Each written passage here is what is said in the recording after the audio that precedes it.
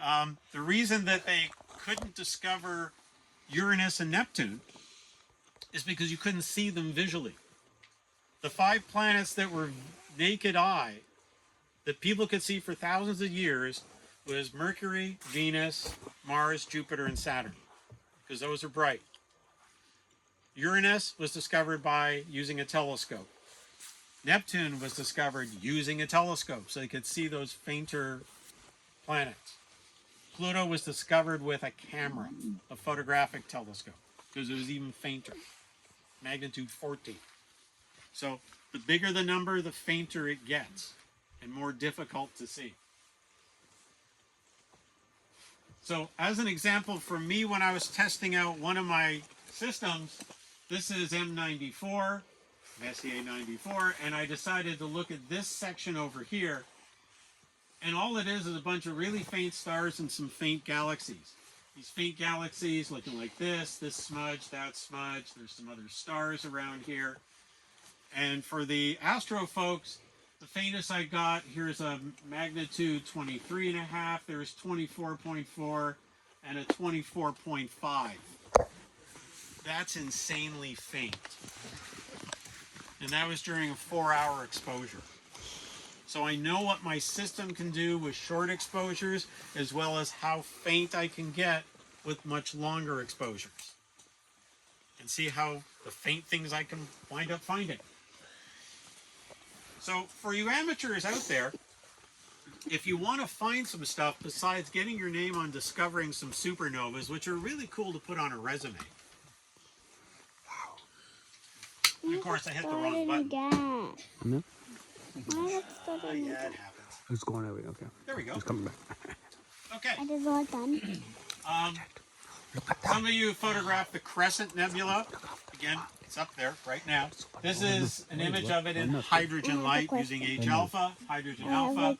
And if you look very carefully, why is it white? in this wider angle shot, there's the crescent. But where this arrow is pointing, if you were to photograph an oxygen 3, your O3 filter, you might have found this. Then what is that? This is the soap bubble nebula. What is that? An amateur by the name of Dave Jarasevich in California was using a 6-inch telescope. 6-inch telescope, not some big honking telescope, a 6-inch telescope. And he photographed it in O3 back in 2007. And then in 2008, he photographed it again and submitted his observation. Whereas a week later, before it was even announced, a couple of friends of mine in California photographed it with a 16-inch, submitted theirs, but it was already in by Dave. But David now has this, Dave Jarasevich, so it's called JU1. It hadn't been seen before because nobody bothered to look deep enough at their own images. Yes, sir. I have 2 questions. Okay. It's a reflection. When you said you started working at NASA, have you yourself ever been to space? No, I have not. I may be a space cadet, but I've not been to space. Friends of mine have. And my second question is, how do nebulas form? Wow, you should take one of my classes. That's a long story, and I'm happy to answer that for you after I get through this talk. Okay? Another object that is up there that discovered by an amateur is the Giant Squid Nebula.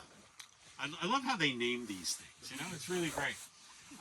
This one was discovered back in 2011, and this thing is about 1.5 degrees, so that's 3 full moons. Whereas the soap bubble is really tiny.